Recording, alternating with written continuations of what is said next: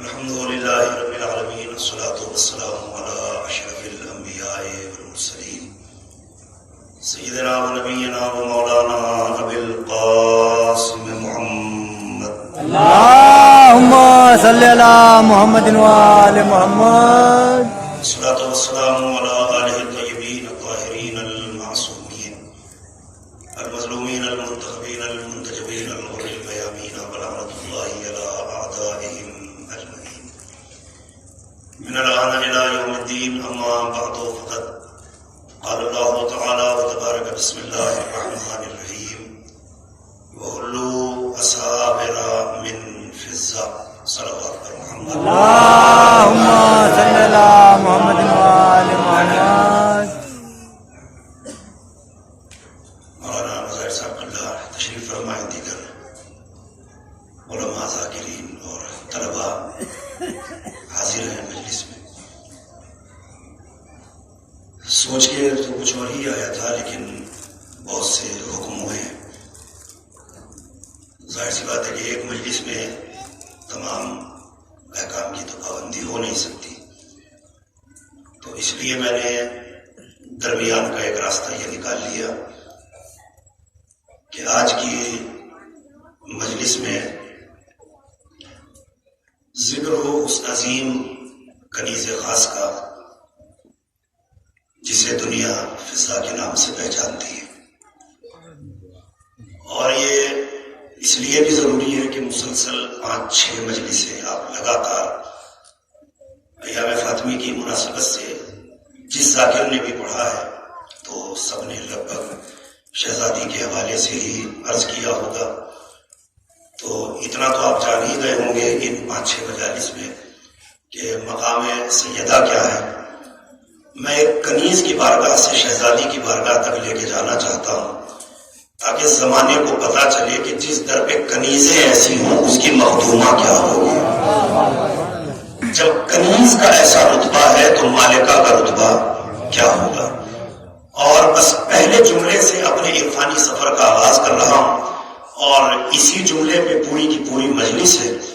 آپ اگر سمجھ گئے، آواز میری آپ تک پہنچ گئی تو تھوڑا تھوڑا سا بولتے رہیے گا تاکہ لگے کہ میں آپ لوگوں کے درمیان مجلس پڑھ رہا ہوں. بڑی اچھی آپ کی سماعت ہے. پہلا جملہ آپ کے حوالے کر رہا ہوں. کنیز بھی کنیز نہیں، ایسی کنیز کہ جس سے روزانہ فرشتے ڈانٹ کھاتے رہتے تھے. چھوٹی موٹی ذات کی بات نہیں کر رہا ہوں، جناب فضا کی مناسبت سے علماء موجود ہیں، پوچھئے گا. وہ مقام اللہ نے اہل بیت کے صدقے میں اس کنیز کو دیا ہے کہ بڑے بڑے بادشاہوں کو وہ نصیب نہ ہوا جو جناب فضا کو میسر تھا. اور اس کی شان کچھ اور نہیں ہے. دو چیزیں میں سمجھتا ہوں. ایک، معرفت اہل بیت نے مقام کو بلند کر دیا. دوسرے، کردار فضا اتنا بلند تھا کہ کوئی اسے نیچے لا ہی نہیں سکتا تھا. تو میں یہیں سے بس آغاز کر رہا ہوں. اگر بات آپ تک پہنچ جائے تو میں تھوڑا تھوڑا سا بولتے رہیے گا. باقی کہنے کی ضرورت نہیں ہے. ماشاءاللہ آپ بہترین سننے والے افراد ہیں. قرآن مجید میں لگ بھگ 6 موقعوں پر یہ لفظ استعمال ہوا ہے.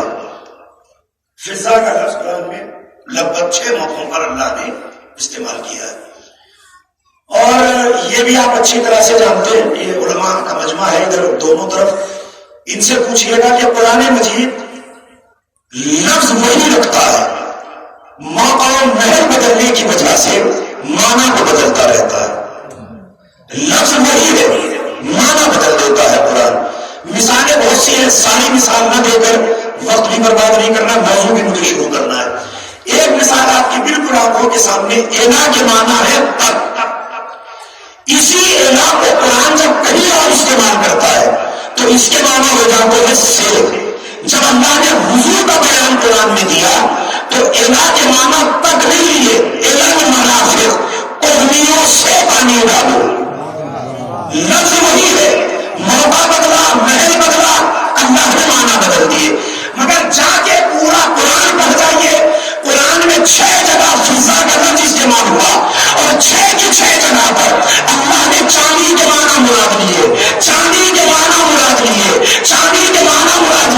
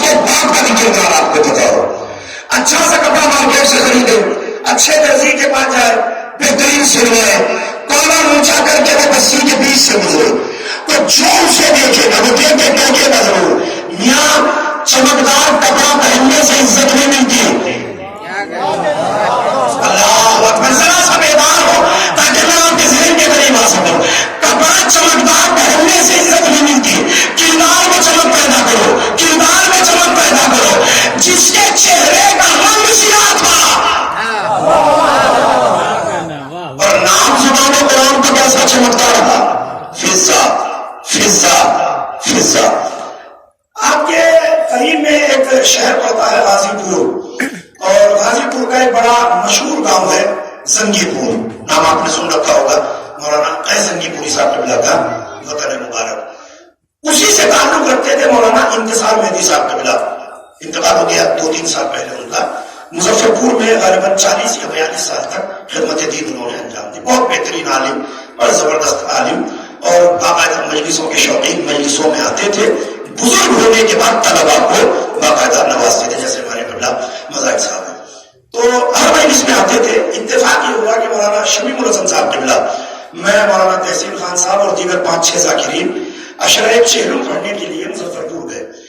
ایک مجلس ہوتی تھی 16 صفر کو. اس مجلس کو ہمیشہ مولانا ہی خطاب کرتے تھے. کوئی کتنا بڑا ذاکر وہاں چلا جائے، ان کے سامنے کسی کا چراغ جلتا نہیں تھا. یہ اللہ کی طرف سے وہ انعام تھا کہ دنیا میں کوئی کتنا بڑا ہو، اگر کوئی دل سے خدمت دین انعام دیتا ہے، اللہ عزت میں اضافہ کرتا جاتا ہے. تو سارے علماء نیچے ہوتے تھے، مولانا منبر پہ ہوتے تھے. مولانا مجلس کو خطاب کر رہے تھے. انہوں نے جناب فضا کی مناسبت سے ایک بڑا خوبصورت سا جملہ کا، شہرا آفاق جملہ ہے، کہنے کی بھی ضرورت نہیں ہے، میں تھوڑا سا پڑھوں گا، مکمل آپ خود کر دیں گے. مجلس کے دوران بڑے تندراک کے ساتھ مولانا نے جملہ پڑھا کہ دنیا اہل بیت کا جواب تو کیا لائے گی، ان کے در کی کنیز کوئی اس کا مقابلہ نہیں کر سکتا. تصور کیسے کہ دنیا رکھتا مارتے مارتے حافظ قرآن بنی ہے، مگر فضا ایسی تھی ہر بات کا جواب قرآن کے ذریعے دے دی. محسوس کیا آپ نے؟ بہت بہترین جملہ. جیسے آپ نے ہاتھ اٹھائے گا تو تحسین دی، مجمع نے بھی خوب ماشاءاللہ سبحان اللہ کیا کہنا جناب حضور سرکار، بڑا بہترین جملہ آپ نے. مگر مجمع میں ہر کوئی ایک مزاج کا نہیں ہوتا. مجلس تمام ہوئی، سب کے سب لوگ ناشتے کے لیے پہنچے بانی مجلس کے یہاں. تو مولانا بھی بیٹھے تھے، دیگر علماء اور خطبہ بھی تھے. ایک صاحب آئے آگے کہنے لگے مولانا ایک سوال کرنا ہے. تو مولانا نے کہا کہیے کہ آپ نے جو بھی مجلس میں پڑھا کہ فضا نے پوری زندگی جب بھی کلام کیا تو کلام کی آیت سے جواب دیا. کہنے کہ جی میرا بھی عقیدہ ہے، میں بھی مانتا ہوں کہ پوری زندگی قرآن سے کلام کیا ہوگا، ہر بات کا جواب قرآن سے دیا ہوگا. مگر سوال میرا یہ ہے، آج تک کوئی ذاکر یہ نہیں پڑھتا کہ محمد جب بولے ہو قرآن پڑھا ہو، علی نے جب جواب دیا ہو آیت قرآن سے جواب دیا ہو، یا سیدہ نے جب کلام کیا ہو زبان پہ قرآن رہا ہو، یا سرکار حسنین علیہ السلام جب بھی گویا ہوتے ہو تو قرآن سے جواب دیتے ہو. تو سوال تو بڑا زبردست تھا. میں نے کہا جی اتنا بڑا سوال نہیں جتنا آپ نے سوچ لیا. یہ بتائیے کہ قرآن اصل میں کیا ہے؟ اہل بیت کے عمل کا قصیدہ.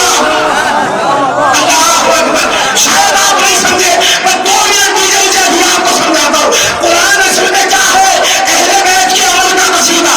اہل بیت عمل کرتے گئے، آیتیں اترتی گئی. اہل بیت چادر میں آئے، اللہ کی آیت آ گئی.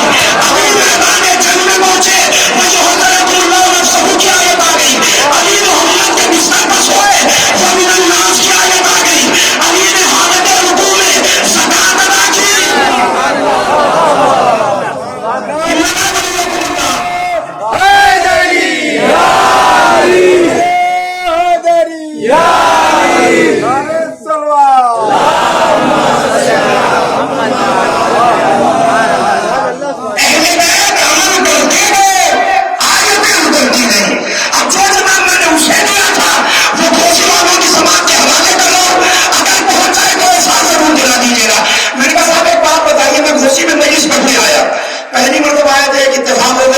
موسم خراب ہوا، جگہ بدل دی گئی، مجمع چلا گیا.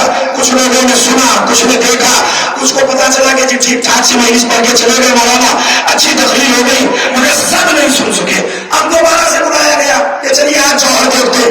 اب میں جو منبر پہ بیٹھا، میں نے منبر پہ بیٹھتے ہی کہا کہ دنیا میں مجھ سے اچھا کوئی خطیب نہیں ہے. ایسے منبر پہ آیا، میں نے کہا مجھ سے اچھا کوئی خطیب نہیں ہے. تو آپ کو بعد میں بولتے مولانا نے مجھے پہلے ٹوک دیا کہ اتنا زیادہ بولنے کی ضرورت نہیں ہے، زبان ٹھیک ٹھاک چل جاتی ہے، پڑھ لیتے ہو تھوڑا بہت، 1-8 گھنٹے کی مجلس نکال دیتے ہو، مگر سب سے بڑے خطیب نہیں ہو. پھر میں نے کہا جی سب سے بڑا خطیب کون ہے؟ کہ وہ تو بات تب بنے گی کہ جب مجلس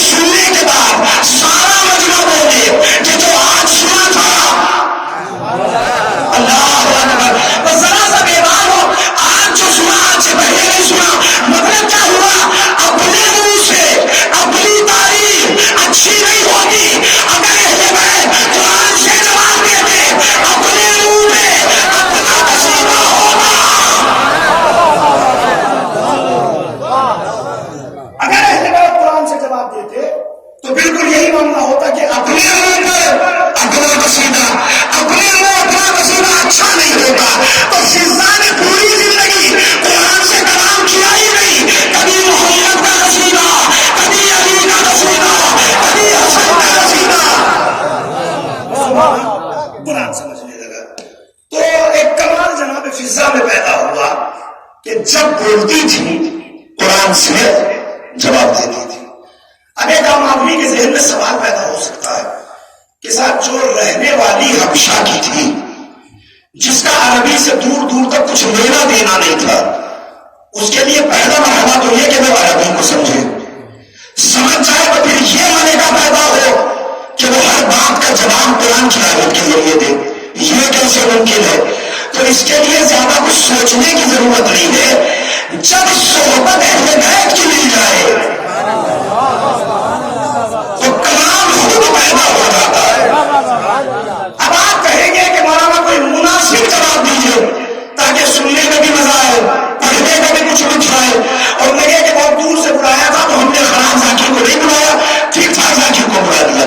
तो इस हवाले से जब मैं तहकीक कर रहा था तो थोड़ा बहुत पढ़ते पढ़ते किताब मेरे सामने आई, शरह अहवाल मारूफ करखी, सरजमीन ईरान से छपी है और ईरानी ही कोई था तारीख नवीस जिसने इस किताब को तहरीर किया। क्या नाम है? शरह अहवाल मारूफ करखी एक नाम। एक किताब है अल्लामा हाफिज रजब अली बरसी की, मशारिक़ व अनवारिल यकीन फी असरार अमीरिल मुमिनीन व औलादुल मासूमीन।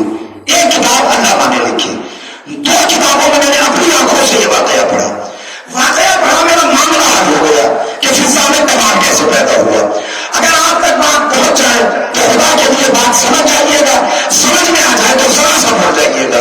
मैं जब इस किताब को पढ़ रहा था तो एक छोटा सा वाकया उन्होंने लिखा कि मदीने के करीब किसी गांव में कोई मौला का चाहने वाला रहता था और ये दौर था आपके और हमारे छठे इमाम हजरत इमाम जाफर सादिक।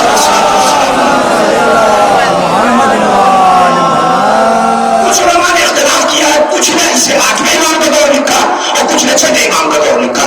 और उससे मुझे बहस नहीं, इमाम का दौर था। इमाम कोई भी है तो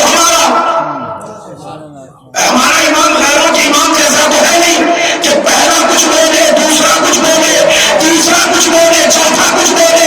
हमारे तो 12 है, जो पहले ने कहा वही आखिर बोलेगा। तो इमाम का दौर इमामत था। एक मौला का चाहने वाला निहायत गरीब मुफलिसुल हाल मफलूकुल हाल मदीने के करीब किसी गांव में बेचारा रहता था। आहिस्ता आहिस्ता आलम यह हुआ कि बेचारे का कारोबार टूटा, घर में जो बेचारे के रखा था धीरे धीरे धीरे धीरे वो मामला खत्म होने लगा। जब सब खत्म हो गया, एक दिन बगैर खाए पिए बीवी बच्चों को गुजर गया। दूसरा दिन आया, दूसरे दिन भी आलम यह हुआ कि बीवी बच्चों के पास खाने को कुछ नहीं था। अब जिस घर में ऐसे हालात हो कि जो खाने पीने का मोहताज हो, तो जाहिर सी बात है कि ऐसा आदमी जरूरतमंद होता है। वो जहां भी चाहेगा हाथ फैलाएगा, लेके आ जाएगा।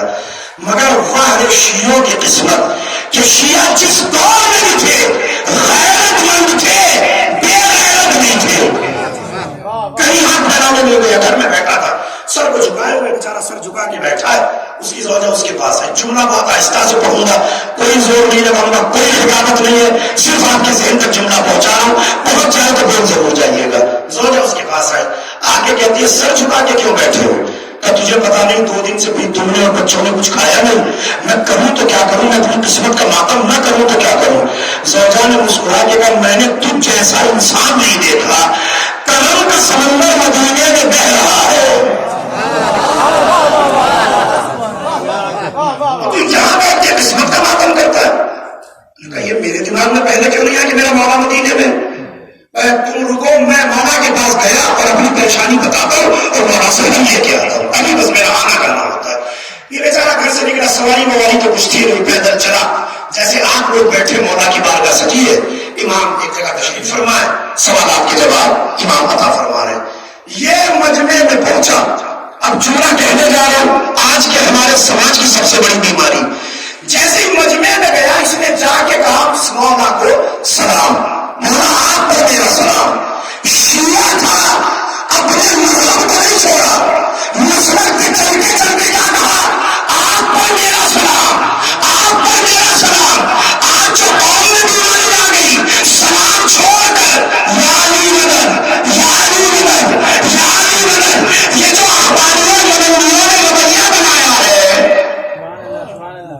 سلام ترک کر دو، بس مولا کا نام لو.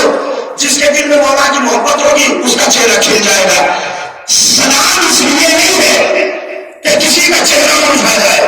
مومن جب مومن سے ملتا ہے تو دل خود بہت خوش ہوتا ہے. خوش اس لیے نہیں ہوتا کہ مومن مومن سے ملا ہے، خوش اس لیے ہوتا ہے کہ وہ بھی علی والا ہے، میں بھی علی والا ہوں. سلام کرتا ہے تو دیری نہ روایت پہ قائم رہا. اس نے امام کو سلام کیا، امام نے جواب سلام دیا، بیٹھو. اب اسے بس میں جہاں جگہ ملی بیچارہ وہاں پہ بیٹھ گیا.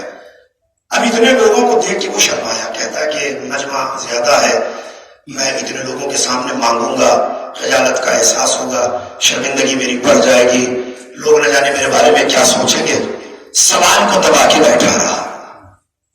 مگر وہ امام کیا کہ جو دل کا بھید نہ جانے. روایت کہتی ہے کہ کچھ دیر بیٹھا رہا.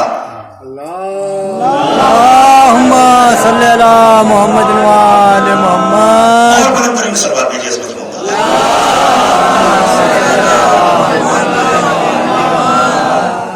تو سر جھکا کے بیٹھا رہا. امام نے کہا کس لیے آیا؟ کہ مولا وہ اتنے لوگ بیٹھے ہیں، مجھے شرمندگی ہوتی ہے کہ میں اپنی پریشانی ان لوگوں کے سامنے رکھوں، کوئی میرا مذاق اڑائے گا. دیکھیے یہ ہے روح شیعت. ضرورت مند تھا، مولا کی بارگاہ میں تھا تو سیدھے سیدھے کہہ دینا چاہیے تھا، لوگوں کی خجالت کا کوئی احساس ہی نہ کرتا. مگر خجالت کا احساس کر کے بتا دیا کہ شیعہ کتنا غیرت مند ہوتا ہے کہ کبھی ایسے لوگوں کے سامنے بھی ہاتھ نہیں پھیلاتا. اب جو آپ نے دیکھا ہوگا در بدر بھٹکتے ہوئے کچھ ایسے معاملے والے کہ جن کا تعلق نہ جانے کہاں کہاں سے ہے، کبھی وہ آپ کی بستی میں، کبھی ہماری بستی میں، کبھی گجرات، کبھی بمبئی، کبھی کہیں کبھی کہیں، کہیں مکان گر گیا، بیٹی کی شادی ہے، ان کا معاملہ خود بتا دیتا ہے کہ ان کا شیعہ سے کوئی تعلق نہیں ہے. اگر شیعہ ہوتا تو غیرت مند ہوتا. اگر خود سوچو جو اللہ یہاں والوں کو دے سکتا ہے کیا وہ تمہیں نہیں دے گا؟ جو یہاں دے رہا ہے کہ وہ آپ لوگوں کو آپ کے گھر میں نہیں دے گا. تو کہتا مولا مجھے احساس ہے کہ یہ لوگ نہ جانے کیا سوچیں گے. امام نے کہا کچھ سوچنے کی ضرورت نہیں، یہ ہمارے لوگ ہیں، کہو کیا کہنا چاہتے ہو. وہ کھڑا ہو کے کہتا فرزند رسول آج 2 دن ہو گئے میرے بیوی بچوں نے کچھ کھایا نہیں ہے، بھوک مرنے کی نوبت آ گئی. اگر احسان فرمائے 2 وقت کی روٹی کا سوال ہے کہ بیوی بچوں کی میرے جان بچ جائے. ایمانداری سے بتائیے مولا کو کیا کہنا چاہیے؟ گھر میں آواز لگاتے کوئی غلام و کنیز آتا، کھانا لگاؤ، 2 دن سے بھوکا ہے ہمارا چاہنے والا، کھانا کھلاؤ، ایک ٹفن پیک کر دو تاکہ بیوی بچوں کو لے جا کے کھلائے اور ان کی جان بچ جائے. یہ ہونا چاہیے تھا. یہ کام ہوتا ہے سخی کا. لیکن جو جواب اور قریب ہو پھر وہ اتنا سمجھ دیتے، وہ اتنا دیتے کہ جتنا سامنے والا سوچ نہیں سکتا. امام نے کہا اچھا 2 وقت کی روٹی کا سوال ہے، چلو ایک کام کرو، وہ میری نالین رکھی ہے لے جاؤ. اب دیکھیے اگر آپ کے اور میرے جیسے کمزور عقیدے کا آدمی ہوتا تو فوراً امام کو آنکھیں دکھا کے کہتا یہ کون سی عطا کا طریقہ ہوا؟ مانگی روٹی ہے آپ کہہ رہے جوتی لے جاؤ، مولا کہ جوتی کھا کے میرا پیٹ بھرے گا. مگر ایمان میں راسخ تھا، راسخ العقیدہ تھا. فوراً سر سے امامہ اتارا، پیروں سے نالین کو الگ کیا، امام کی نالین مبارک کو لیا، اپنے سر پہ رکھا اور کہا مولا خدا حافظ میں جا رہا ہوں. دیکھیے چلا ہے تبرکہ کی امامت کو لے کر، مولا کی نالین کو لے کر، اور رکھا کہاں؟ اب میں تو سمجھ رہا تھا مجھے آگے پڑھنے کی ضرورت ہی نہیں پڑے گی، زندہ دل مجمع خود ہی سمجھ جائے گا. تبرکہ کی امامت کو لے کے چلا، رکھا کہاں؟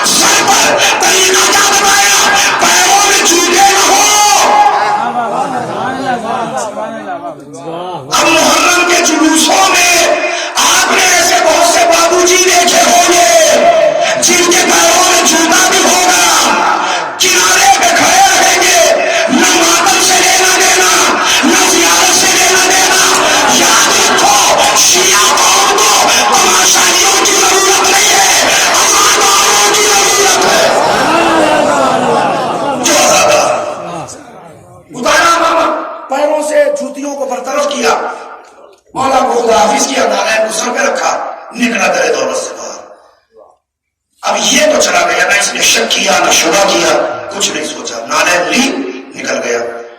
مگر جیسے آپ سوچ رہے ہیں ایسے ہی وہ مجمع جو صحابہ کرام کا تھا وہ سوچ رہا تھا کہ مولا سے مانگی تھی روٹی اور مولا نے کہا میری نالین لے جا، سوال کچھ ہے جواب کچھ ہے۔ ایک شخص نے ہمت کی، کھڑا ہو کے کہتا فرزند رسول ایک سوال کی اجازت چاہتا ہوں۔ مولا نے کہا کہ مولا اس نے مانگی تھی 2 وقت کی روٹی، آپ نے کہا میری نالین لے کے چلا جا۔ مولا روٹی مانگی تھی تو زندگی بھر کے کھانے کا انتظام کرنا چاہیے تھا۔ مولا نے مسکرا کے جملہ کہا، دیکھتا ہوں جملات کیسے سنتے۔ امام نے مسکرا کے ارشاد فرمایا ہم نے اسے اتنا عطا کر دیا، اتنا عطا کر دیا، اتنا عطا کر دیا، آنے والی 7 نسلیں اگر دونوں ہاتھوں سے اٹھاتی رہے تو نسلیں ختم ہو جائیں گی، یہ خزانہ ختم نہیں ہوگا۔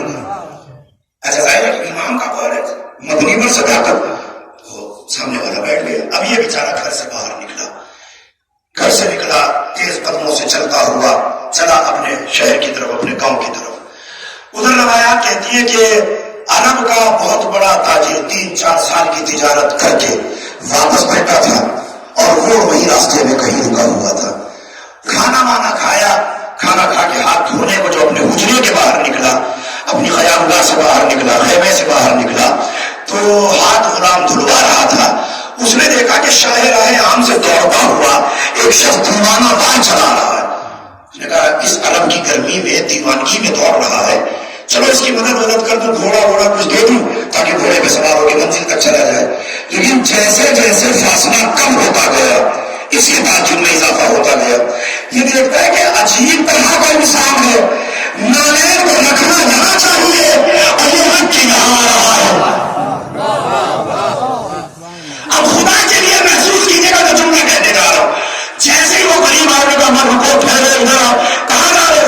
اپنے گھر جا رہا ہوں۔ کہ ایک سوال کا جواب دو، عقل مند ہو یا کوئی دیوانے ہو؟ آنے والے نے عقل پہ فخر نہیں کیا، وہ کہتا جی عقل مند تو نہیں کہہ سکتا مگر دیوانہ عالم ہو کہتا کہ پھر دیوانے نہیں، پھر تو تم ہی عقل مند ہو۔ کہ ایک بات بتاؤ، کہو یہ یہاں رکھی جاتی ہے کہ یہاں پہنی جاتی ہے؟ انہوں نے کہا سوال تو بالکل مناسب ہے کہ یہ یہاں پہنی جاتی ہے، لیکن اگر تجھے پتا چل گیا کہ یہ نالین کس کی ہے تو تو یہاں نہیں رکھے گا، تو بھی اپنے سر پہ رکھے گا۔ اس نے کہا کائنات میں ایسا کون کہ جس کی نالین سر پہ رکھی جائے؟ اس نے کہا اس کا بیٹا کہ جو معراج پہ گیا تھا اور نالین سمیت گیا تھا، اسی محمد کا تواضع۔ فرزند رسول کی نالین تیرے پاس؟ کہا کیسے؟ کہو میں مشکل میں گرا تھا، حل لینے کے لیے گیا تھا تو فرزند رسول نے کہا کہ نالین لے کے چلا جا۔ اس نے کہا ایک کام کر، سودا کر لے، نالین مجھے دے دے، مانگ تجھے کیا چاہیے۔ اب جو جملہ اس نے کہا، اب اگر عقیدے سے عقیدہ مل جائے تو محسوس کیجئے گا کہ جو جملہ اس مولا کے چاہنے والے کا تھا، کہتا ہے کہ تیری اتنی اوقات نہیں ہے کہ اس کی قیمت دے سکے۔ نالین فرزند رسول کی ہے، تو کہاں سے قیمت دے گا؟ وہ کہا ہاں میں نے غلط کہہ دیا، ہدیہ ودیہ تو کچھ کر سکتا ہوں، مجھے دینا ہی نہیں، تو اپنے راستے میں اپنے راستے۔ میں نے کہا نہیں سوچ، تو مولا کی بارگاہ میں پریشانی لے کے گیا تھا اور مولا نے تجھ سے کہا کہ نالین لے کے چلا جا، ہو سکتا ہے کہ میرے ذریعے تیری پریشانی دور ہو جائے۔ اس نے عقل پہ زور ڈالا، کہتا تو ٹھیک ہے، ہو سکتا ہے اسی کے ذریعے میری مشکل حل ہو جائے۔ کہ چل یہ بتا کہ تیرے پاس کیا ہے؟ اب جب سودا بن گیا برابر برابر تو اس نے کہا میں یہ تو نہیں جانتا کہ میرے پاس کیا ہے، مگر اتنا جانتا ہوں کہ تیرے آنے والی 7 نسلیں اگر دونوں ہاتھوں سے لٹاتی رہی جو امام نے ارشاد فرمایا تھا اتنا تجھے دے دوں گا۔ انہوں نے کہا اس سے بہتر کیا ہوگا، اتنا زبردست ہدیہ مل رہا ہے، مانگنے گیا تھا 2 وقت کی روٹی، نسلوں کا سامان لے کے آ رہا ہوں۔ انہوں نے کہا ٹھیک ہے چلو ہمارا تمہارا معاملہ طے ہو گیا۔ اس نے نالین آنے والے کو دی، آنے والے نے اپنے امامے کو اتارا، مولا کی نالین کو اپنے سر پہ رکھا، نہارے لا کر اس کے ہاتھوں میں دی، اب یہ چلا مدینے کی طرف۔ اس نے کہا جا کہاں رہا ہے؟ کہ اسی کی بارگاہ میں جس نے تجھے سلطان بنایا۔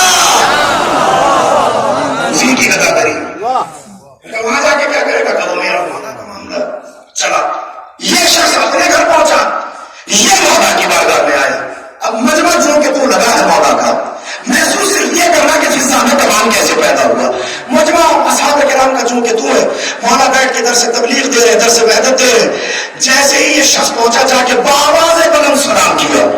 اب مجمع میں کوئی آئے سلام کرے تیز آواز میں، ہر آدمی مڑ کے دیکھے گا ضرور کہ کون ہے جو آیا. اگر لوگوں نے مڑ کے دیکھا تو کیا نظر آیا؟ میں نے لے کر جانے والا کوئی اور تھا، واپس لے کے آنے والا. مجمع تعجب ہے کہ صاحب گیا کوئی اور تھا، آیا کوئی اور ہے. وہ شخص اجازت لے کے بیٹھا. مولا نے کہا یہ نال ہے تمہارے پاس؟ کہا جی مولا وہ جو آپ کا چاہنے والا جا رہا تھا ہم نے اس سے معاملہ طے کر لیا، وہ ہم نے اس نالے کو لے لیا.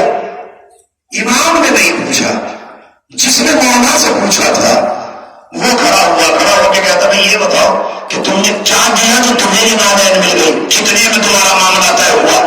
اس نے اسے گھور کے دیکھا، تو کون؟ میں خام خواہ، تیرا اس نالین سے لینا دینا کیا؟ لیکن اگر پوچھ رہا ہے تو جو امام نے ارشاد فرمایا تھا بالکل وہی جملہ اس نے کہا. اچھا اتنا کہا. اب امام نے عطا کیا تھا، لوگوں نے سمجھ لیا، آنے والے نے سمجھ لیا. کہتا فرزند رسول چھوٹی سی گزارش ہے، کہو کہ میں آپ کے دروازے کا نوکر بننا چاہتا ہوں، غلام بننا چاہتا ہوں. امام نے منع فرمایا، کہیں میں رہوں گا آپ ہی کے قدموں میں، آپ کی چوکھٹ پر، اجازت صرف آپ کی چاہتا ہوں. امام نے کہا رہنے کی اجازت ہے مگر اسلام میں مساوات ہے، غلامی نہیں. میں سمجھتا رہوں گا، آپ نہ سمجھے مجھے. روایت کہتی ہے کہ عالم یہ ہو گیا کہ مولا کی ہر ضرورت کو یہ پورا کرتا تھا. وضو کرنا ہوا پانی لے کے آ گیا، غسل کرنا ہوا جا کے حمام کو سجا دیا، کپڑے بدلنا ہوئے دھلے دھلائے کپڑے لا کے مولا کو دے دیے، کھانا ہوا دسترخوان سجا دیا، کہیں جانا ہوا سواری کو سجا کے لے آیا.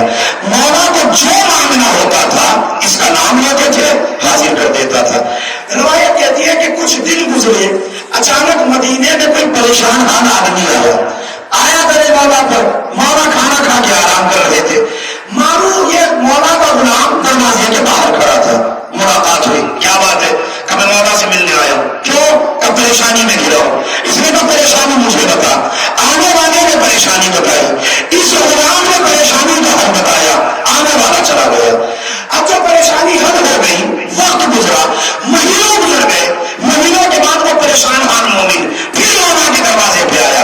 اب صرف اشارہ کروں گا، کہوں نہیں، آواز بہت دور تک جا رہی ہے. جو صاحبان اشارے کے جملے کو سمجھ جائے. امام کی بارگاہ میں آ کے بیٹھا. امام جملہ کہے، خطبہ ارشاد فرمائے.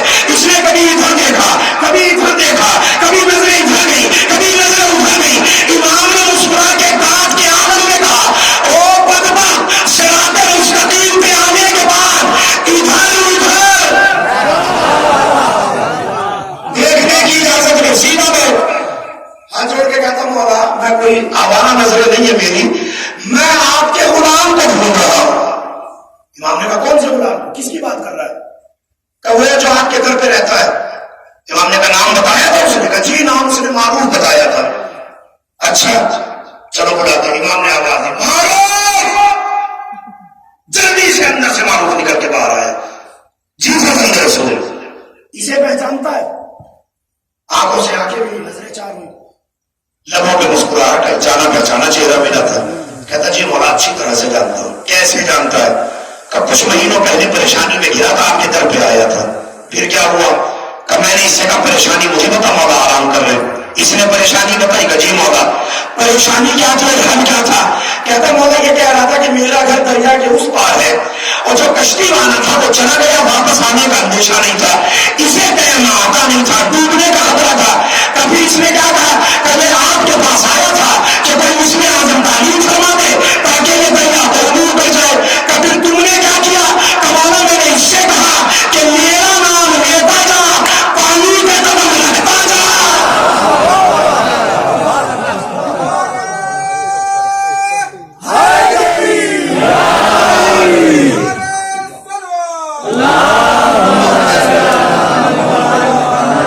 اب بہت توجہ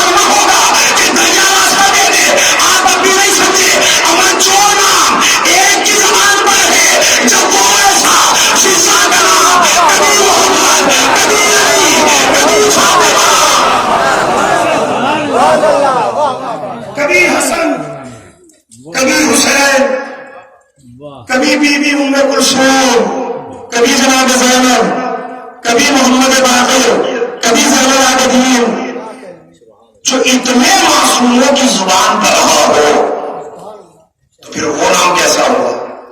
اچھا دور سے سننے والا کوئی انسان کان لگا کے مجلس سن رہا ہو، وہ دیکھ رہا ہو کہ جی جناب فضا کے حوالے سے کچھ پڑھ رہے تھے مولانا، تو آپ کا دامن آ کے پکڑ لے کہ جی وہ روایت آپ کی ہے، راوی آپ کا ہے، کتاب آپ کی ہے، امام آپ کا ہے، صحابی آپ کے امام کا ہے یا غلام آپ کے امام کا ہے، تو یہ ہم پہ تھوڑی حجت ہے، آپ کے گھر کی کتاب ہے، آپ پہ حجت ہوگی، ہم نہیں مانتے۔ تو پھر وہ خطابت کیا کہ جو دشمن کو اس کے گھر سے جواب نہ دے۔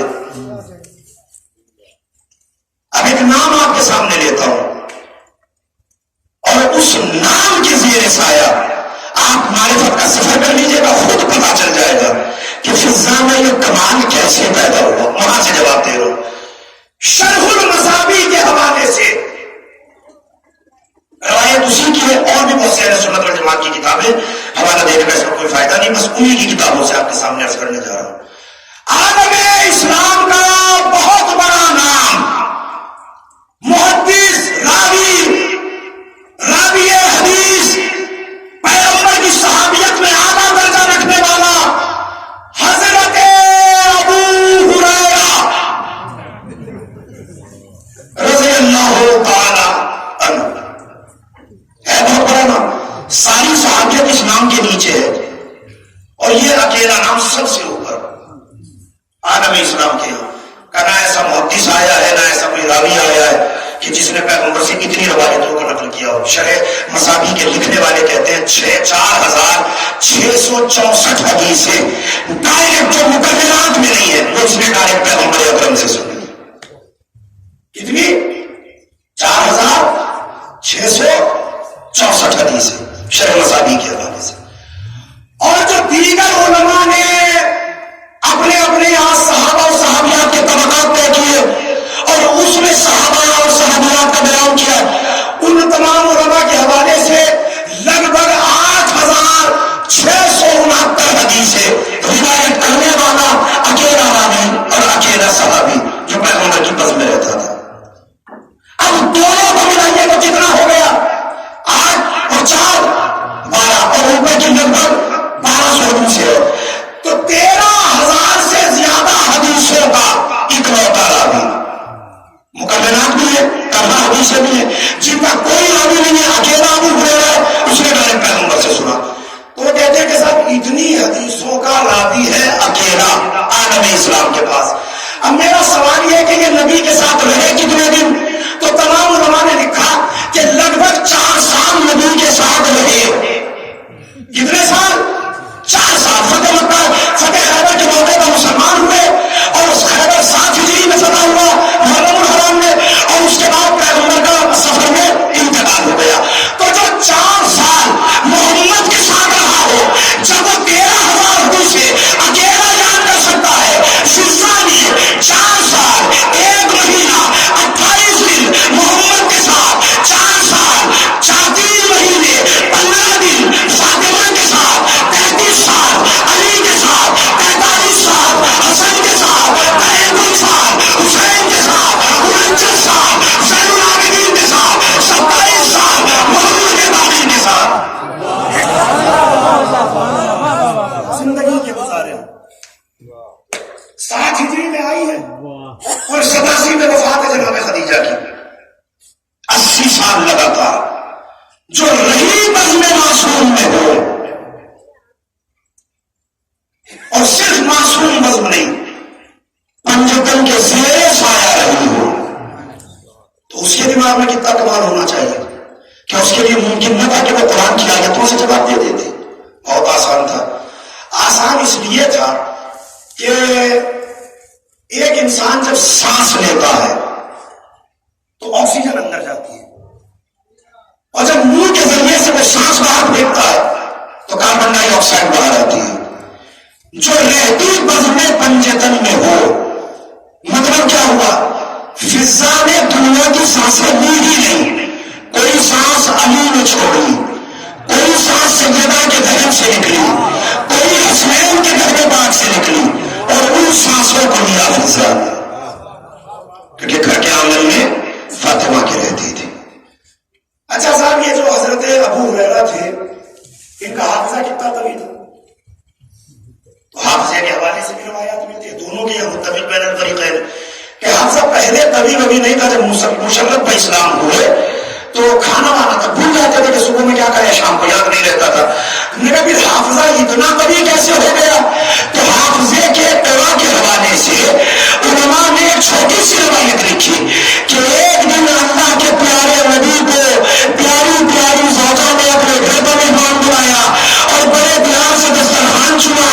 یہ پیارے نبی کے ساتھ پیاری زوجہ کے گھر پہنچے. نبی دودھ تناول کر رہے تھے. اندر سے پیاری زوجہ کی آواز آئی. نبی نے دودھ کو چھوڑا اندر گئے.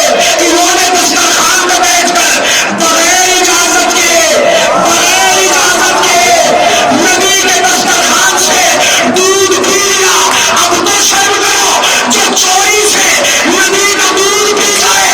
جب وہ ایسا ہے تو جو جنت سے منگا کے محمد کو کھلائے اس فضا کا ذہن کیسا ہونا چاہیے؟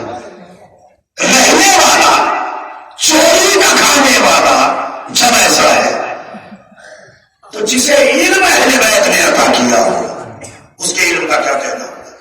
اور آگے بڑھتے ذرا سا روایات کہتی ہیں کہ جناب فضا اور جناب سلمان یہ دو لوگ تھے در آل محمد پہ کہ جنہوں نے غلامی اور کنیزی کو اس معیار پہ پہنچا دیا کہ جس کے بارے میں کوئی سوچ نہیں سکتا تھا. ایک دن آئے جناب سلمان اور سلمان کسی معمولی انسان کا نام نہیں ہے.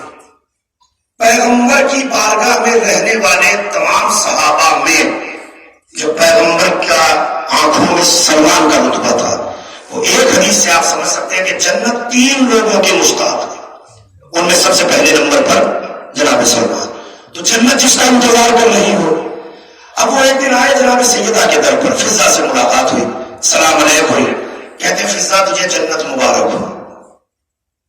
اگر میں ممبر پہ بیٹھ کے اس مجمع سے کہہ دوں کہ صاحب آپ کو جنت مبارک ہو میں لکھ کے دیتا ہوں کہ آپ جنت میں جائیں گے چاہے مجھے کا پتہ نہ ہو کہ میں جاؤں گا یا نہیں جاؤں گا. لیکن کم سے ہر آدمی یہاں بول کام کی ضرور پھرے گا میں جنتی ہوں. ہو سکتا ہے کہ گھر پہ لکھوا بھی دیا جائے فلاں صاحب جنتی فلاں صاحب جنتی. کیوں لکھوا رہے ہو؟ کہیں مولا کا ذاکر آیا تھا اور مولا کے مجلس میں وہ یہ کہہ کے گیا کہ شیروں کی جنت پکی ہے چاہے اس کی خود کی جنت کا ٹھکانا نہ ہو. تو جسے میرے جیسا معمولی آدمی جنت کی بشارت دے دے وہ تو جنت پکی سمجھ لے اور خود جنت جس کی منتظر ہو اس نے آ کے فضا سے کہا فضا تجھے جنت مبارک ہو. بس 2 ٹکے کا جواب فضا نے دیا اور سلمان تیری جنت تجھے مبارک ہو. بشارت اسے دے جو جنت میں رہتی نہ ہو.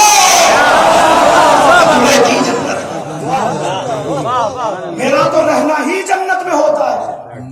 بشارت تو اسے دے جو کبھی جنت میں رہا نہ ہو. ایسے ہی اکثر مکالمے ہیں جناب سلمان اور جناب فضا کے. ایک دن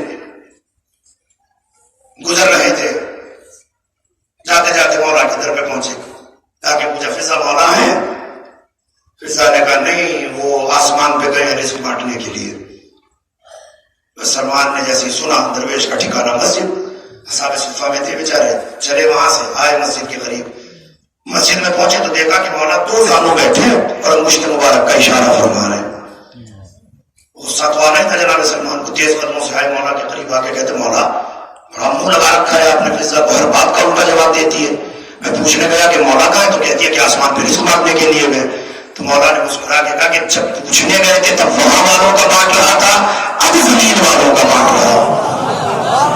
اس نے کہا تھوڑی کا ٹھیک ہے. ایسے ہی ایک وہ دن اور بیٹھے تھے جناب سلمان کچھ اصحاب کے ساتھ آئی جناب فضا کسی کام سے. جناب سلمان نے سلام میں سبقت کر لی. فضا نے جواب دیا زادک یا وعلیکم السلام یا اخی سلمان زادک اللہ علم من العرفان. میرے بھائی اللہ تجھے بھی سلامت رکھے اللہ تیرے علم میں اضافہ کرے اللہ تیری معرفت میں اضافہ کرے. اب جواب سن کے آگ تو لگنا تھا. دیکھیے علم میں اضافہ ممکن ہے. ممکن کیوں؟ کیونکہ علم کل خدا کے پاس ہے. ہر کوئی علم کل نہیں رکھتا. تو اگر علم میں اضافے کی دعا دی جائے تو علم بڑھ سکتا ہے. اللہ جس کا چاہے بڑھا دے. لیکن معرفت کے اس درجے پہ تھے سلمان کہ جس کے بعد وہ درجہ ہی نہیں تھا 10ویں درجے پر. سلمان نے فوراً فضا کو لیا کہ تم ہر بات کا الٹا جواب دیتی ہو. میں ایمان کے 10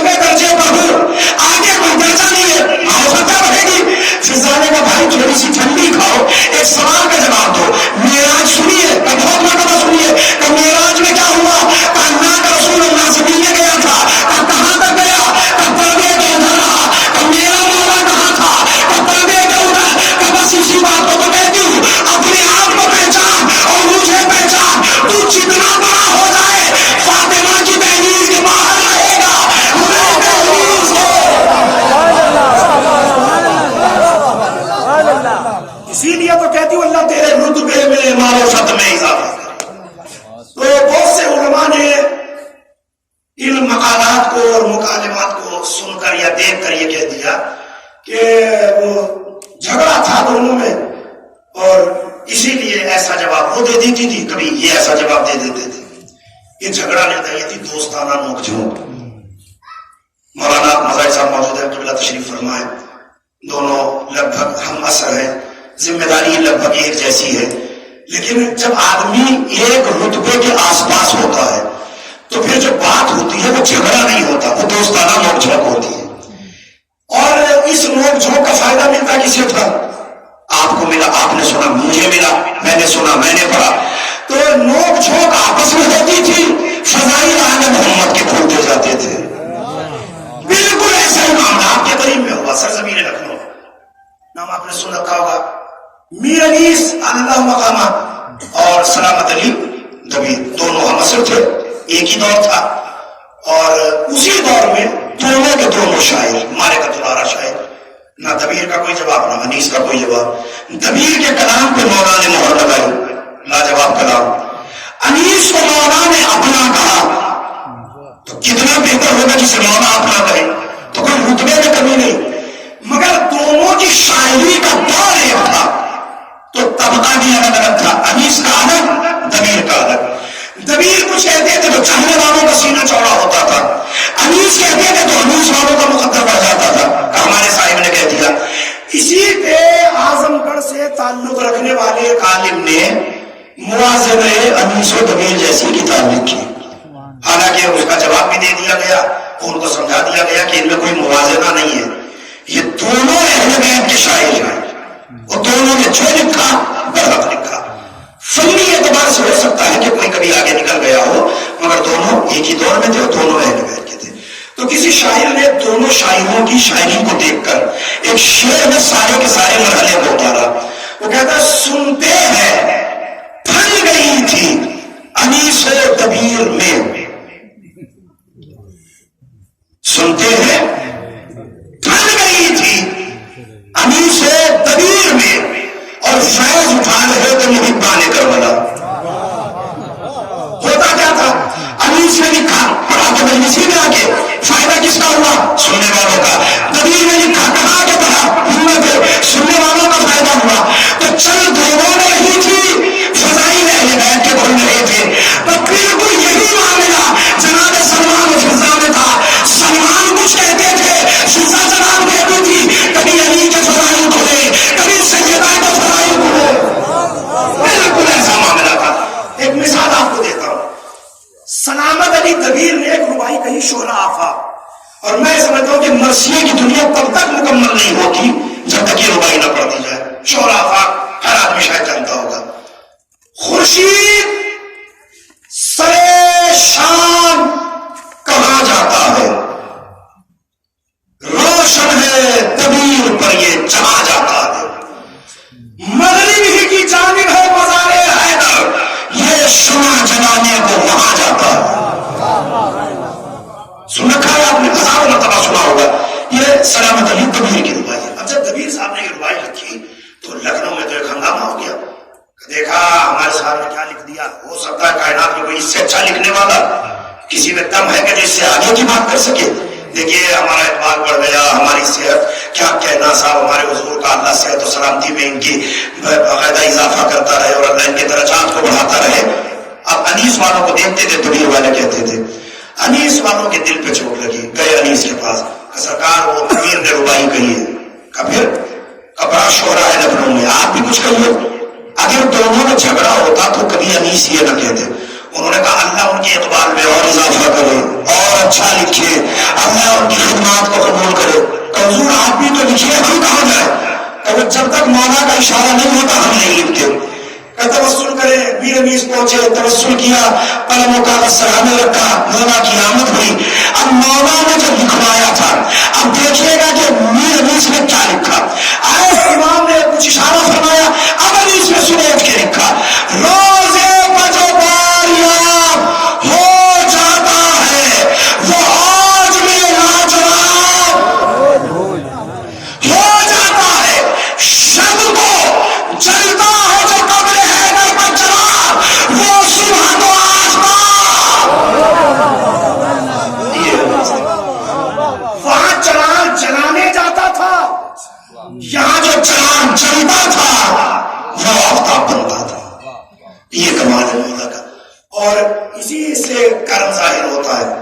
کہ جو ذرے کو آفتاب بنا دے، جو چراغ کو آفتاب بنا دے، کیا وہ فضا کو متکلمہ بالقرآن نہیں بنا سکتا؟ کون سی بڑی بات ہے؟ احسان ان کا ہو، کرم ان کا ہو تو ذرہ چمکنے لگتا ہے۔ اور ایک قدم بڑھیے، ایک مثال آپ کو آپ کے دور کی دیتا ہوں۔ نجف اشرف میں کوئی غریب طالب علم رہتا تھا، غربت کے عالم میں زندگی کاٹ دی، کھانے پینے کا ٹھکانہ نہیں بیچارے کی، دن گزرتے رہے، شام گھرے روزانہ مولا کے حرم میں جاتا تھا۔ ایک دن سری کے قریب گیا، جا کے کہتا مولا آپ کو سونے چاندی کی کیا ضرورت ہے؟ آپ تو دنیا کے امیر ایسے بھی ہیں کہ سونا چاندی زری پہ، گنبدوں پہ، میناروں پہ لگا ہے، مولا مجھ غریب کی طرف دیکھیے۔ اس نے دل میں کہا، اچانک ایک دوڑتا ہوا خادم آیا، انہوں نے کہا مولا نے کہا کہ تم یہاں نہیں رہو، نجف اشرف چھوڑو، حیدرآباد چلے جاؤ۔ نہ آواز نکلی، نہ کسی نے سنا، ادھر سے خادم آ گیا کہ مولا نے کہا حیدرآباد چلے جاؤ۔ حیدرآباد جا کے کیا کروں گا؟ تم نے جو مولا سے مانگا ہے وہ حیدرآباد میں ملے گا۔ میں نے کہا جی حیدرآباد تو بہت دور ہے، کل نہیں رکھتے سفر باندھو، انتظام ہو جائے گا، نکلو حیدرآباد۔ اور ہاں، حیدرآباد جاؤ گے، بادشاہ سے جب ملاقات کرو گے تو یہ مصرع مولا نے دیا ہے، یہ دے دینا، مشکل حل ہو جائے گی۔ مولا نے جانتے مصرع کیا دیا؟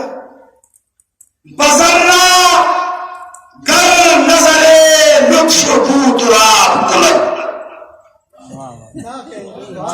علماء اور شعراء جن کا فارسی سے تعلق ہے وہ بڑے آرام سے اس کو سمجھیں گے، آپ بھی سمجھنے کے لیے تیار ہو تو میں ترجمہ کے حوالے کر رہا ہوں۔ بذرہ گر نظر لطف کو تراب کلب، اگر ذرے پر ابو تراب کرم کی نظر ڈال دے،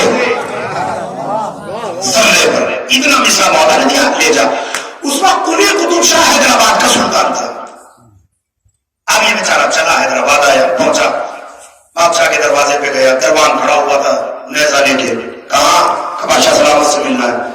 کہا اپائنٹمنٹ وغیرہ لے رکھا ہے؟ کہ نہیں، جا کے کہو کہ میں نجف سے آیا ہوں۔ انہوں نے کہا میں جا کے پوچھ کے آتا ہوں کہ نجف سے آیا ہے، اگر بادشاہ کہیں گے تو اندر آنے کی اجازت ہوگی۔ اب دربان تو گھر کے بادشاہ کے محل کے اندر پہنچا، دوڑا گیا بادشاہ کے پاس، جا کے کہتا حضور کوئی نجف سے آیا ہے، آپ سے ملنا چاہتا ہے۔ بادشاہ نے جھڑک کے کہا نجف سے آنے والے کو راستے پہ کیوں روکا ہے؟ جلدی سے اندر کا۔ دربان دوڑا گیا، اس کو لے کے اندر آیا۔ انہوں نے کیا بات ہے؟ بادشاہ کو سلام کیا، کہتا کہ میں ایک مصرع لایا ہوں، مصرع سن لیجیے۔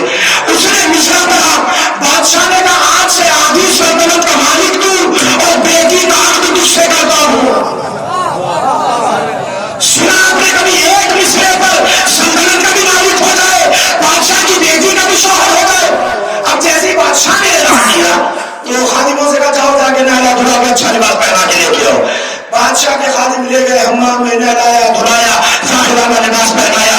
جب وہ تیار ہو کے آیا، ادھر مشیروں نے بادشاہ کے کام کھانا شروع کیے۔ سرکار سلطنت آپ کی ہے، آدھی نہیں ساری کسی کو دے دو، ہم بولنے والے کوئی نہیں ہوتے، مگر ایک سوال کا جواب دیجیے، بیٹی کا عقد کرنا تھا، کم سے کم شجرا کو پوچھا جاتا، حسب کو پوچھا جاتا، نسب کو پوچھا ہوتا۔ اور بادشاہ نے پلٹ کے کہا او بدبختو، نجف سے آنے والوں کا شجرا نہیں پوچھا جاتا۔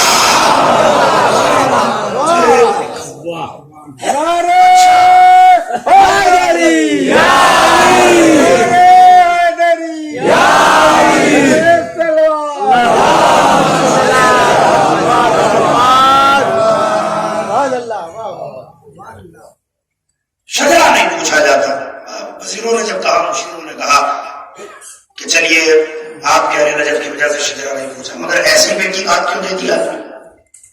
کہ یاد کرو اس میں آ کے کچھ پڑھا تھا، کہ جی ایک مصرع پڑھا تھا، کہ کچھ یاد کرو کچھ سال پہلے میں نے ایک مصرع دیا تھا اور میں نے کہا تھا کہ جو موضوع مصرع لگائے گا اس سے بیٹی کی شادی بھی کر دوں گا، آدھی سلطنت بھی دے دوں گا۔ اب مشیروں کے یاد کہاں تھا؟ بادشاہ نے کہا یاد کرو میں نے جو مصرع دیا تھا، بآسمان روت کار آفتاب کند، آسمان بجائے گا اور آفتاب کا کام کرے گا۔ اس نے کیا مصرع دیا؟ اگر ذرے پر ابو تراب کے کرم کی نظر ہو جائے تو ذرہ نہیں رہے گا، اللہ اکبر، آفتاب کا کام کرے گا۔ بس مصرع میں نے دیا تھا، شرط کو میں نے مکمل کر دیا۔ تو یہ کرم ہوتا ہے اہل بیت کا کہ جس پر ہو جائے جسے نوازتے ہیں پھر وہ معمولی نہیں رہتا، دنیا سے الگ ہو جاتا ہے. یہی وجہ ہے کہ جب آخری وقت تھا پیغمبر کا تو ایک دن پیغمبر نے بالکل حالت احتضار بلایا. علامہ مقبول احمد صاحب الغانوی نے زندگانی جناب فضا میں تحریر فرمایا کہ پیغمبر کے پاس گئی. پیغمبر نے طلب کیا تھا کہ فضا کو بلاؤ. فضا نے سلام کیا پیغمبر کو. جی یا رسول اللہ کیا بات ہے؟ کہ حکم خدا ہے تیری 3 خواہشیں جو تو کہے گی وہ اسی وقت قبول ہو جائے گی. جیسے رسول نے کہا، فضا نے کہا یا رسول اللہ حسنین کے صدقے میں میرے سارے ارمان پورے ہو چکے، مجھے کچھ ضرورت نہیں. کہتے نہیں حکم خدا ہے مانگو. فضا نے مانگا. ایک صحابی بیٹھا تھا، اس نے فوراً فضا کو ٹوکا، فضا تجھے مانگنے کا ڈھنگ نہیں ہے، اتنا اچھا رسول نے موقع دیا تھا، کچھ اور مانگتی، تو نے پتا نہیں کیا مانگ لیا. فضا نے کہا اگر تجھے موقع ملتا تو کیا مانگتا؟ وہ کہتا ہے کہ اگر مجھے نبی یہ کہتے تو میں جنت میں گھر مانگتا، قیامت تک کی سلطنت مانگتا، قیامت تک کی زندگی مانگتا. ایک جواب جو سلمان کو دیا فضا نے وہ جواب دیا کہ جنت کا گھر وہ مانگے جو جنت میں رہتی نہ ہو. میں تو رہتی ہی جنت کے مالکوں کے ساتھ ہوں، جہاں یہ ہے وہی جگہ جنت ہے. رہی بات قیامت تک کی سلطنت کی تو یہاں پر سلطنتیں مٹ جائیں گے مگر ان کے غلام اور قدیر ہمیشہ زندہ رہیں گے. اور تو جو کہتا ہے کہ قیامت تک کی زندگی، تو ایسی زندگی کا کیا فائدہ کہ جس میں حسن نہ ہو، جس میں حسین نہ ہو، جس میں فاطمہ نہ ہو. اسی لیے میں نے کہا کہ پنجے تل کے رہنے تک مجھے زندگی ملے. تو اللہ کے رسول نے کہا کہ جو تو نے مانگا اللہ نے قبول کر لیا. آج سے ملک الموت تیرے در پہ نہیں آئے گا جب تک تو نہ کہہ دے گی. تیرا اشارہ ہوگا اترے گا. دوسری خواہش تیری کیا ہے؟ فضا کہتے یا رسول اللہ اکثر میں نے زینب اور حسین کو کربلا کا نام لے کے بات کرتے سنا. کہ چاہتی کیا ہو؟ کہ مجھے کربلا حسین کے ساتھ جانا نصیب ہو. رسول نے کہا اللہ نے قبول کیا تو حسین کے ساتھ جائے. تیسری خواہش کیا ہے؟ کہتے تیسری خواہش میری یہ ہے کہ حسین کی آخری خدمت میرے ہاتھوں سے انجام پائے. خدمت اخیر کا نام آپ نے سنا، پڑھیے کبھی تاریخ کو ذرا سا غور کیجیے. روایات کہتی ہے کہ جب رخصت آخر کو آئے دفعہ بھائی نے پڑھا، سلام کیا بیویوں کو، فضا کو بلا کے کہا اماں فلاں خیمے میں میرا صندوق رکھا ہے، اس میں ایک لباس ہے وہ نکال کے لے آؤ، اور ایک بات کا خیال رکھنا زینب کی نظر نہ پڑنے پائے. روایات کہتی ہے کہ فضا گئی، صندوق کھولا، لباس نکالا، چلنے لگی کہ زینب سے سامنا ہوا. پوچھتی اماں کیا لے جا رہی ہو؟ کہتی حسین نے لباس منگایا ہے. تڑپ کے جناب زینب نے کہا اماں یہ نہ کہو کہ بھائی کا لباس لے جا رہے ہیں، یہ کہو کہ حسین کا کفن لے جا رہے ہیں. بس خدمت کی ہے جناب فضا اور اس انداز سے کی ہے کہ زندگی کا کوئی لمحہ اہل بیت کے بغیر گزارا نہیں. کربلا سے چلی ہے کوفہ زینب کے ساتھ ساتھ، کوفے سے چلی ہے شام زینب کے ساتھ ساتھ. راویان حدیث نے مقاتل میں یہاں تک لکھا کہ تازیانہ زینب کو بعد میں پڑھتا تھا، پہلے فضا کو پڑھتا تھا، آگے کھڑی ہو جاتی تھی. میری شہزادی کو نہ تکلیف دو، میں کنیز حاضر ہوں. مجھے کربلا سے تازیانے کھاتے کھاتے شام آ گیا، بازار شام، دربار شام، زندان شام. سینہ سپر بن کے کھڑی رہی فضا. روایات کہتی ہے کہ جب دربار یزید میں داخلہ ہوا، وہ جناب زینب نے بڑا عالیشان خطبہ دربار یزید میں دیا، تو یزید برہم ہوا، برہم ہو کے کہتا کہ اس عورت کو قتل کر دو. فضا فوراً سامنے آ کے کھڑی ہوئی، یزید پہلے مجھے مار بعد میں زینب کو مارنا.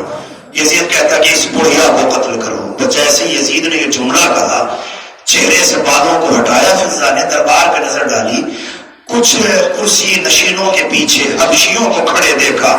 دیکھ کے کہتی ہیں تم نے مجھے نہ پہچانا، میں حبشہ کی شہزادی نوبیا ہو یا میمونہ، جو بھی تاریخ میں نام ملتا ہے. انہوں نے شہزادی کا نام سنا کہ بی بی آپ رہی دربار میں، کہ تم دیکھ نہیں میرے مارنے کا حکم دیا جا رہا ہے، کیا میری حفاظت نہیں کرو گے؟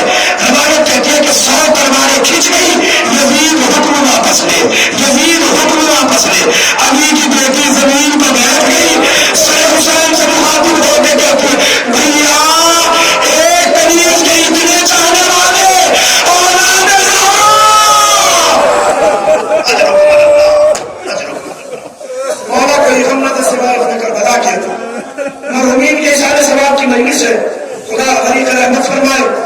اور ایک مرحوم کو خود اس مولویت سے ذاکری سے تعلق رکھتے تھے، مولانا حسن صاحب، خدا ان کے درجات کو بلند فرمائے. جتنا ذکر اہل بیت کا انہوں نے کیا ہے، ایک ایک لفظ کے بدلے میں کروٹ کروٹ جنت نصیب فرمائے، ان کے درجات میں اضافہ فرمائے، ان کے والد کی بھی مغفرت فرمائے. میں عزیزوں بس آپ سے اتنا کہنا چاہتا ہوں کہ کنیز تھی، کنیز بن کے رہی، زینب کو بچایا. یزید نے حکم واپس لیا، زندان میں گئی. روایات کہتی ہے کہ زندان میں جانے کے بعد کبھی ایسا نہیں ہوا کہ فضا نے زینب کے بغیر کھانا کھایا ہو. ایک تو کھانا اتنا کم آتا تھا کہ زینب نہیں کھاتی تھی، بچوں کو کھلا دیتی تھی. اور اس میں فضا کا یہ عمل کہ اگر زینب بھوکی ہے تو فضا بھی بھوکی ہے، اگر زینب کمزور ہوئی ہے تو فضا بھی کمزور ہوئی ہے. روایات کا بیان ہے زندان سے رہائی ملی، میں رہائی کے ملنا تھا، سید سجاد کی ہتھکڑی بیڑیاں کاٹی گئی، سجاد زندان کی طرف واپس آئے. زینب نے کہا میرے نام گیا کسی عالم میں تھا، واپس کسی عالم میں آیا، کیا ہوا؟ کہا ماں ہمیں رہائی مل گئی، بتائیے کیا حکم ہے، رکے یا یہاں سے جائے؟ زینب نے کہا بیٹا اب تک بازارے کا دل کھول کے ماتم نہیں کیا، ایک کمرہ خالی کراؤ تاکہ حسین کا ماتم کیا جائے. کمرہ خالی ہوا، تاکہ پردے ٹانگے گئے. روایات کہتے ہیں حسین کا ماتم ہوا، ایک ہفتے تک زینب روتی رہی. آج تک زینب دل کھول کے روئی نہ تھی. فضا نے زینب کا سر آغوش میں لے لیا، کنیز بن کر نہیں، ماں بن کر زینب کو دلاسا دیا. قافلہ چلا کربلا سے مدینے آیا. آخری جملہ میں استعمال کر رہا ہوں. مدینے سے دوبارہ سید سجاد کو قید کیا گیا. چلے مولا، زینب نے شام کا نام سنا، تڑپ کے کہتی ہے میرے لال تنہا نہیں جانے دوں گی، شام میں تو خون ہو جائے. زینب ساتھ ہوئی. فضا نے کہا بی بی پنجتن تو رہے نہیں، آپ ہی کا تو سہارا تھا، آپ جا رہی ہیں، میں مدینے میں رہ کے کیا کروں گی؟ فضا ساتھ ساتھ چلی. زینب عبداللہ کے باغ میں پہنچی، لٹکا ہوا سر حسین یاد آیا، بھائی بگیلا کیا، یہودی بیلچہ لے کے آگے بڑھا، سر مطہر کا بیلچہ لگا، زینب تیرا کے زمین پر گری. قبر مطہر آج بھی اسی مقام پہ ہے، سیدہ زینب میں جو گئے انہوں نے دیکھا ہوگا. فضا نے قبر سیدہ پہ ماتم کیا، رہتی رہی. سید سجاد سے معذرت کی مولا آگے آپ تنہا جائیں، میں شہزادی کے ساتھ رہوں گی. روایت کہتی ہے کہ 67 ہجری سے لگاتار 87 ہجری تک 20 سال مسلسل مجاورہ تھی قبر زینب کی. اور جب کوئی مسافر گزرتا تھا تو فضا تڑپ کے کہتی تھی شہزادی کی قبر کی زیارت کرتے جاؤ، وہ حسین کی بہن ہے، غریب بہن. ایک دن کلیجے میں نہ جانے کیا پھانس چھوئی، قبر سیدہ پہ ہاتھ رکھ کے کہتی ہے بی بی نبی نہیں رہے، علی نہ رہے، بی بی آپ چلی گئی، حسن و حسین مارے گئے. میں نے پنجتن کو ایک آنگن میں دیکھا تھا، اب میری نظروں کے سامنے کوئی نہیں ہے. اجازت ہے کہ میں حسین کے اس مقام کی زیارت کراؤں جہاں حسین کا سر رکھا تھا؟ قبر سے اجازت ملی. بعد صغیر قبرستان کے پاس آئی. جنہوں نے شام کی زیارت کی ہے ان کی آنکھوں میں وہ نظارہ مکمل ہوگا. اندر قبرستان میں بلال کی قبر ہے اور جناب فضا کی قبر ہے. قبرستان کے دروازے کے باہر ایک مقام ہے، مقام رؤوس شہداء، جہاں شہداء کے سر رکھے گئے تھے. بی بی وہاں پہنچی، شہداء کا ماتم کیا، بلال کی قبر پہ گئی، فاتحہ پڑھا، واپس ہوئی. آتے آتے کہتے ہیں پروردگار اب جینے کا دل نہیں ہے، بھیج ملک الموت کو. آیا ملک الموت، روح کو قبض کیا. حسین کی عزادار روتے روتے دنیا سے چلی گئی. بس جناب فضا کا زمین پر گرنا تھا. جو باب صغیر کے قریب رہنے والے لوگ تھے وہ آگے بڑھے، ان کا کوئی عورت مر گئی، کوئی عورت مر گئی، چلو اس کو کفن کا انتظام کیا جائے. نامحرموں کا مجمع آگے بڑھ رہا تھا، اچانک مجمع کائل کی طرح پھٹا. دیکھا کہ کوئی گھڑ سوار چلا آ رہا ہے اور کہتا خبردار کوئی میری ماں کے بدن کو ہاتھ نہ لگائے، میں وارث ہوں. بس آخری جملہ میں استعمال. آنے والا آگے آیا، ایک شخص کو بلا کے کہتا ہے حمیدیہ چلا جا، وہاں ایک غسالہ رہتی ہے، اس غسالہ کو لے کے آ. وہ شخص گیا حمیدیہ، غسالہ کو لے کے آیا. غسالہ نے جناب فضا کو غسل دیا، سید سجاد نے اپنا لباس دیا جو فضا کا کفن بنا، اپنے ہاتھوں سے قبر میں اتارا، مٹی کو برابر کیا، چلنے لگے، غسالہ کو قریب بلایا، اپنے کرتے کی جیب میں ہاتھ ڈالا، ہاتھ ڈال کے تھیلی نکالی، کبھی بھی یہ تیری اجرت ہے، اجرت لے جا۔ غسالہ نے اجرت لی، چلنے لگی، مولا نے کبھی بھی واپس آتے رہے، ادھار بھی ہے، دوسری جیب میں ہاتھ ڈالا، تھیلی نکالی، کبھی بھی یہ تیرا ادھار ہے مجھ پر۔ غسالہ نے ہاتھ جوڑ کے کہا، نہ تو میں نے آپ کو پہچانا اور نہ میں آپ کے ادھار کو جانتی ہوں، کون سا ادھار؟ کبھی بھی یاد کر، شام کا زندان، ایک 4 سال کی بچی، بدن سے چپکا ہوا بیٹا، اترتی ہوئی کھان، میں اس کی اجرت نہیں دے سکا تھا۔ سکینہ کا بھائی سید سجاد،